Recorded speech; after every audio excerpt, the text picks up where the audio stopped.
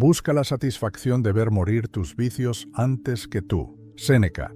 La adicción no es solo un hábito repetitivo, es un indicio de que algo falla en nuestro interior. Surge como un esfuerzo por llenar un profundo agujero emocional que somos incapaces de afrontar de frente, pero en lugar de encontrar una solución, nos mantiene atrapados en un círculo sin fin. Imagina estar atrapado en un comportamiento que sientes que no puedes detener, a pesar de que tiene malos efectos. Es parecido a intentar llenar un vacío sin conseguirlo nunca.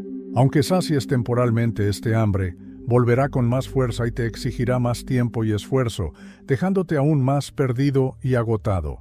El problema es que la adicción intenta satisfacer deseos ficticios. Te engaña haciéndote falsas promesas de facilidad o satisfacción. Es parecido a comer y no sentirse nunca saciado. Se descuidan otras prioridades cruciales en la vida, mientras el cerebro sigue transmitiendo señales de que necesita demasiado. Sin embargo, ¿cuál es la causa de esta recurrencia aparentemente imparable? ¿Por qué insistiría alguien en algo que sabe que es malo para él?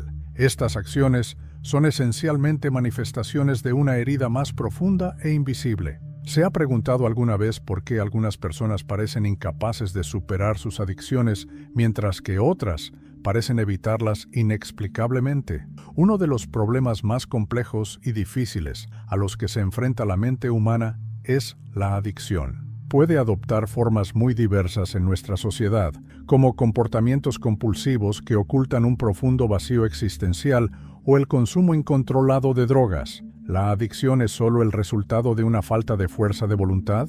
¿O hay algo más profundo que se oculta a la mayoría de nosotros? El problema de la adicción se examinará en esta película desde los puntos de vista de Carl Jung, Gabor Maté, especialista en desarrollo infantil y salud familiar, Lise Bourbeau, experta en heridas emocionales, y Alice Miller, experta en sucesos traumáticos infantiles. Examinaremos los síntomas de la adicción y descubriremos por qué a menudo se convierte en un ciclo tan difícil de superar. Aprenderemos que los comportamientos adictivos son reflejo de problemas internos no resueltos y no solo respuestas a estímulos externos. Aquí queremos examinar la adicción como un síntoma de algo más serio que un simple problema de comportamiento. Carl Jung creía que la adicción en cualquiera de sus formas, ya sea a las drogas, al alcohol o al idealismo, es perjudicial. Según Jung, la adicción era un grito de una mente desequilibrada más que un simple fallo moral o defecto de carácter. Según él, las adicciones son esencialmente formas de escapar, métodos para hacer frente al dolor psicológico o formas de satisfacer una necesidad existencial. La gente suele recurrir a los hábitos adictivos como forma de afrontamiento cuando no está dispuesta a enfrentarse a sus propios problemas internos. Pero esta solución a corto plazo solo encubre un problema más grave. Según Jung, la mente humana es una compleja red de elementos conscientes e inconscientes interconectados. Afirma que la adicción suele ser un intento involuntario de satisfacer una necesidad interior. La sensación de falta de propósito, el desapego emocional o incluso aspectos reprimidos o ignorados de la personalidad pueden ser manifestaciones de este vacío. Del mismo modo, según Gabor Maté, la adicción se desarrolla como mecanismo de afrontamiento de una angustia emocional no resuelta, en particular un trauma sufrido en la infancia. Según él, las adicciones son el reflejo de un deseo insatisfecho de conexión y amor que son componentes esenciales de un desarrollo sano y pueden manifestarse como comportamientos adictivos en la edad adulta si no se suministran en la infancia. Por su parte, Alice Miller se centra en la experiencia de los traumas emocionales sufridos en la infancia. Sostiene que si estas lesiones no se reconocen y abordan, influyen en la forma en que una persona responde a las dificultades en la edad adulta, lo que a menudo conduce a una dependencia emocional o significativa. En apoyo de esta perspectiva, Lise Bourbeau señala que los traumas emocionales, especialmente los derivados del rechazo, el abandono o la traición, pueden inducir a una persona a recurrir a comportamientos adictivos como una especie de automedicación. Considera las adicciones como un medio de evitar enfrentarse a la verdadera causa de su sufrimiento interno, además de un intento de escapar de él. Además, Jung veía la adicción como un medio de escapar de la realidad. Cuando alguien experimenta estrés, agonía o una crisis existencial, puede recurrir a las drogas o a actividades obsesivas como mecanismo de supervivencia, pero esta evasión nunca es permanente. La vuelta a la realidad no solo es inevitable, sino que a menudo trae consigo aún más agonía. Se mantiene así el bucle vicioso. La adicción agrava el problema en lugar de resolverlo. Pensemos en el uso obsesivo de las redes sociales, la pornografía, los videojuegos, el juego, el sexo, las compras o incluso actividades aparentemente saludables como hacer ejercicio. Cualquiera de estos comportamientos puede convertirse en una adicción. Cualquier pasión puede convertirse en adicción, como señala Maté. Pero, ¿cómo distinguir entre ambas? ¿Qué ocurre cuando un deseo inicial se convierte en un problema de conducta incontrolable? ¿Dónde se origina este impulso desenfrenado? ¿Quién está al mando es la cuestión principal? ¿La conducta o tú? Mientras que las pasiones pueden controlarse, la adicción se caracteriza por una obsesión incontrolable. ¿Podría esta actividad estar motivada por una herida profunda, un agujero emocional o una necesidad de escapar de la realidad? Maté recomienda hacerse una pregunta directa y esclarecedora si no se está seguro. ¿Estaría dispuesto a dejar de hacerlo, teniendo en cuenta el daño que se está causando tanto a sí mismo como a otras personas? Si la respuesta es negativa, es probable que la adicción esté bajo control. Sin embargo, ¿por qué?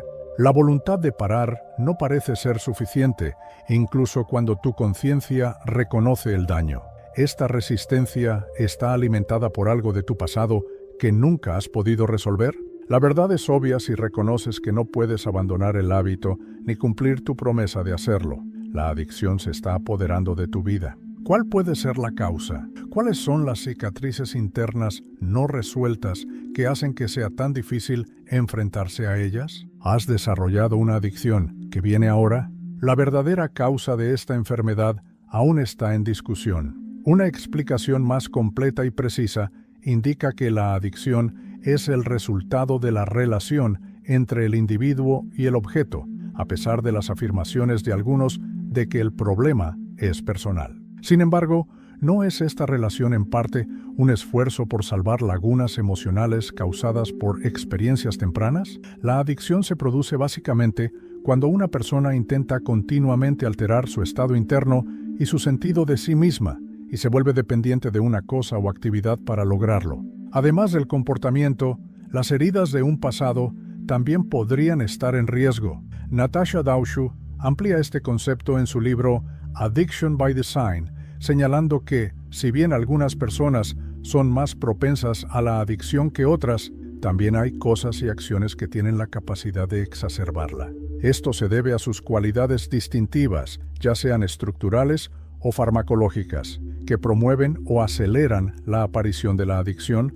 El poder de estos elementos reside en su capacidad para provocar fuertes alteraciones subjetivas, a las que algunas personas se vuelven dependientes para hacer frente a su sufrimiento emocional. En realidad, hay muchas cosas y actividades a nuestro alrededor que tienen un alto potencial de adicción. Los juegos, las redes sociales, los productos químicos e incluso las actividades cotidianas pueden convertirse rápidamente en trampas. ¿Qué hace, por tanto, que ciertos individuos sean más susceptibles a la adicción que otros? Las causas subyacentes de la adicción son el sufrimiento profundo, ya sea manifiesto o encubierto en el inconsciente, más que el mero ansia de placer. El consumo crónico de sustancias es más un intento de evasión que una búsqueda de placer efímero. Es un último esfuerzo para huir de un sufrimiento que, de otro modo, podría parecer insoportable. La historia vital de una persona es tan variada como los tipos de angustia que la llevan a la adicción.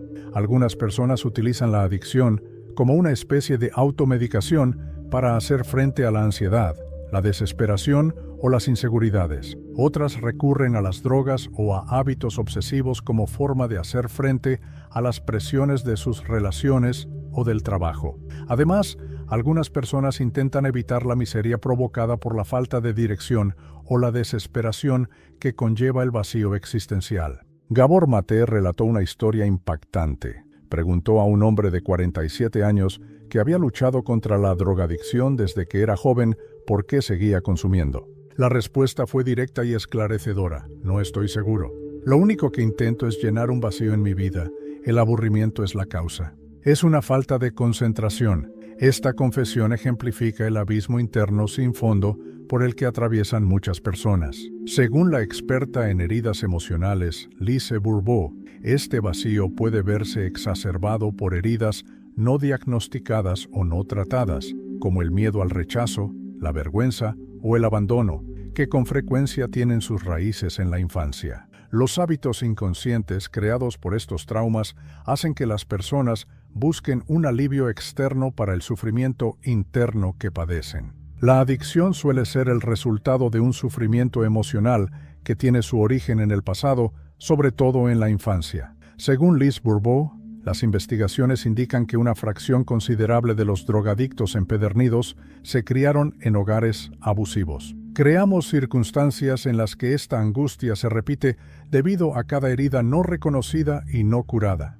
Debido a la enorme maleabilidad del cerebro durante los primeros años de vida, los niños están emocional y psicológicamente vinculados a sus padres. Al igual que un bebé en el vientre materno depende del cuerpo de su madre, las heridas de rechazo pueden manifestarse durante esta etapa, que dura desde la concepción hasta aproximadamente el año de edad y se caracteriza por sentimientos de no ser aceptado o querido. La dependencia del entorno emocional de los padres se hace esencial entre el año y los 3 años. La herida del abandono empieza a desarrollarse cuando el progenitor del otro sexo no está presente o no satisface sus necesidades afectivas. Sin embargo, si las necesidades básicas del niño no están suficientemente satisfechas o si es objeto de críticas y desvalorización, la relación con el progenitor que le proporciona cuidados físicos, normalmente la madre, puede dar lugar a una herida de humillación.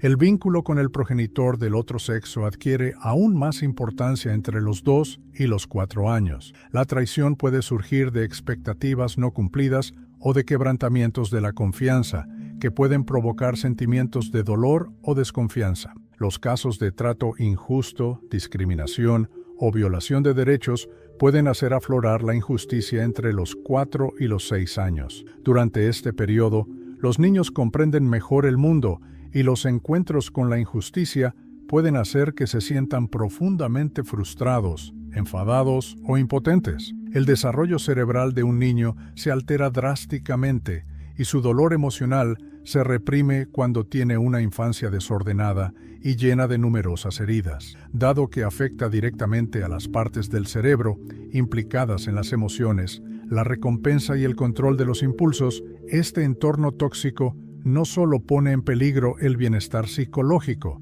sino que también hace a las personas más susceptibles a la adicción en la edad adulta. Miller afirma que este tipo de vacío emocional es especialmente dañino porque el niño siente la separación en su núcleo, pero es incapaz de identificar o comprender lo que le falta, lo que tiene un efecto duradero en su desarrollo psicológico y emocional. La ausencia, afirma, es tanto emocional como física. Puede ser tan doloroso estar físicamente presente, pero emocionalmente ausente, como estar completamente abandonado. Según Mate, en El reino de los fantasmas hambrientos, un cuidador físicamente presente, pero emocionalmente ausente, puede causar sufrimiento emocional al niño. En circunstancias típicas, el joven intentará restablecer una conexión emocional. Sin embargo, para hacer frente al dolor, recurrirá a estrategias destructivas como chuparse el dedo, mecerse o incluso distanciarse emocionalmente si este intento no se tiene en cuenta o no se aborda eficazmente. Estas acciones, que empezaron como autoconsuelo, pueden convertirse en intentos adultos de obtener consuelo farmacológico de fuentes externas. Dado que su desarrollo emocional y psicológico se ha visto obstaculizado, los niños a los que se niega la presencia afectiva de sus padres son más propensos a recurrir a las adicciones en el futuro. Sin embargo, Maté señala que las adicciones siguen existiendo hoy en día, incluso para las personas que tuvieron una educación feliz y sana. De forma similar a la caída del Imperio Romano, nuestra civilización actual promueve la búsqueda del placer como medio de escape.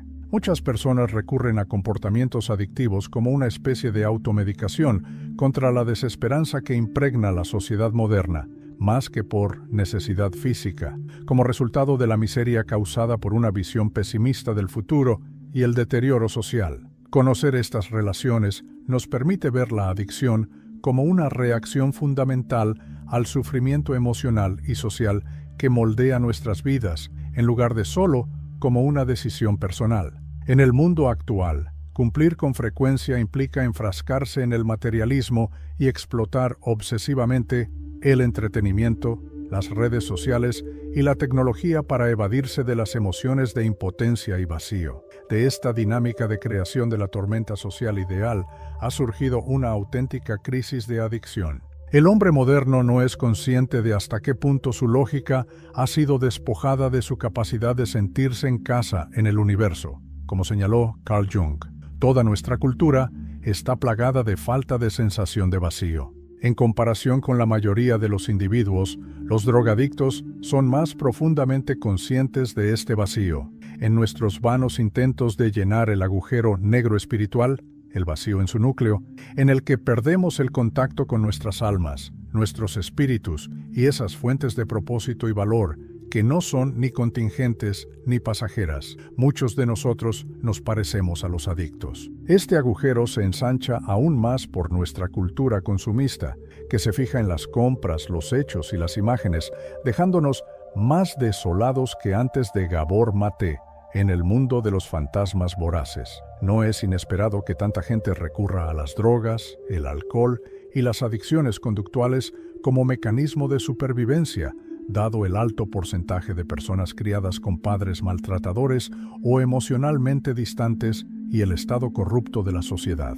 Además, a pesar de su apariencia devastadora, esta alternativa no es del todo irracional ni totalmente ineficaz. Al menos brevemente, las adicciones son eficaces. Son bastante buenas para aliviar la angustia emocional y el sufrimiento. Según Gabor Maté, un fuerte consumidor de drogas, declaró que las adicciones también pueden proporcionar, aunque sea momentáneamente, una vía de escape de la rutina o la infelicidad de la vida cotidiana. Según Lise Bourbeau, pueden llevar a una persona a experiencias llenas de emoción, significado e incluso éxtasis. En su investigación sobre los efectos psicológicos de las experiencias infantiles a principios del siglo XX, la psicóloga Alice Miller señaló que la necesidad de liberación emocional puede adoptar muchas formas, entre ellas el abuso de sustancias. El abuso de sustancias como medio de escapar de la angustia emocional es un intento de atenuar el intenso sufrimiento provocado por el trauma infantil. Este respiro momentáneo pronto se convierte en una prisión, donde la búsqueda de consuelo se intensifica, pero nunca encuentra una solución duradera. Miller, Alice. Las adicciones pueden ser efectivas a corto plazo, pero a medida que nos volvemos dependientes de las soluciones rápidas para la euforia y el consuelo emocional, acabamos pagando un precio. Miller, Alice, el joven vicioso. Nuestra tolerancia aumenta y nuestra necesidad de la sustancia o actividad para experimentar cualquier estado de ánimo positivo aumenta a medida que continuamos con una adicción. La adicción se apodera poco a poco de nuestras vidas, dejando de lado cualquier otra cosa que pudiera proporcionarnos satisfacción a largo plazo, como nuestras relaciones, creatividad, profesión, salud o sentido de propósito. Además, la adicción modifica el funcionamiento del cerebro, mermando nuestra capacidad de ejercer un control voluntario. Cuando somos adictos, con frecuencia experimentamos una condición llamada bloqueo mental. Mientras una parte de nuestra mente observa con atención, pero impotente, sabiendo que estamos dañando nuestra mente, cuerpo y potencial, actuamos según los impulsos adictivos. Pero no todas las asociaciones son ventajosas. Nuestras sombras, aspectos producidos por heridas emocionales reprimidas u ocultas, no reconocidas de nosotros mismos, suelen estar íntimamente ligadas a relaciones con personas o situaciones que apoyan la adicción o fomentan comportamientos perjudiciales. Según Jung, la sombra representa todo aquello de nuestra personalidad que somos incapaces o no sabemos reconocer. Además, con frecuencia se manifiesta en nuestras relaciones, haciéndonos buscar situaciones que apoyan nuestras adicciones o comportamientos destructivos. Al no integrar estos aspectos de nosotros mismos, continuamos la búsqueda de un respiro a corto plazo que, en última instancia, solo empeora el dolor. La sombra es algo más que algo malo. También tiene mucho espacio para crecer.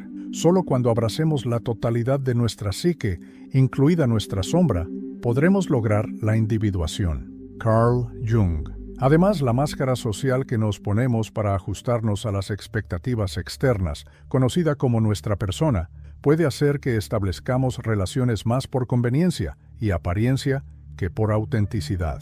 Durante el proceso de individuación, es crucial que el individuo se separe de aquellos que apoyan estas máscaras y perpetúan comportamientos dañinos. La selección de personas y entornos que fomenten verdaderamente el desarrollo, la curación y la reconciliación con nuestro yo más íntimo es un paso deliberado en este proceso. Las conexiones sinceras y los entornos seguros sirven de caldo de cultivo para el cambio, permitiendo a la persona desprenderse de las sombras que la confinan y acercarse a su plenitud. En este momento, el individuo experimenta un profundo cambio de conciencia y un despertar espiritual. Este cambio no consiste solo en aliviar el sufrimiento emocional, deja espacio para que se rompan los patrones de comportamiento adictivo. Además de poner fin al ciclo de la adicción, el profundo cambio de conciencia provocado por la autointegración también da paso a una existencia más genuina y satisfactoria. Comprender que la adicción es, en última instancia, un reflejo de la lucha interna, da a la persona la capacidad de convertir la compulsión en libertad y el sufrimiento en crecimiento a través de la autoconciencia y la trascendencia. Considerar la adicción como una simple falta de fuerza de voluntad es uno de los errores más comunes al respecto. En realidad, la adicción representa algo mucho más intrincado. Es un signo de problemas más serios que una simple falta de determinación personal. Sin embargo, esto no niega la responsabilidad personal. Más bien, subraya la importancia de los factores externos, sociales, emocionales y espirituales que pueden tanto apoyar como impedir el proceso de curación. El sentido de pertenencia es un beneficio básico del apoyo emocional que proporciona una comunidad sana. Este es uno de los fundamentos más cruciales de la curación, porque salva la brecha espiritual y emocional que con frecuencia mantiene viva la adicción. Alice Miller nos muestra que solo podemos empezar a sanar cuando somos realmente vistos y aceptados. Podemos sentar las bases de nuestra autenticidad después de que se nos acoja por lo que somos,